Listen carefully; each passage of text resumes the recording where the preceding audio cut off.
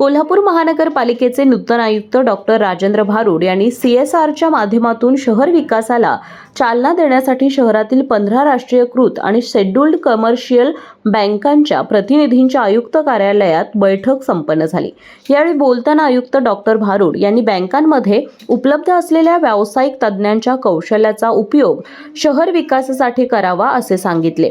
महापालिकेच्या उद्यानांची देखभाल, सुशोभीकरण तसेच वॉर्ड कार्यालय आणि इतर सार्वजनिक ठिकाणी आवश्यक सुविधा CSRच्या माध्यमातून उपलब्ध करून देण्याचं आवाहन त्यांनी केलं।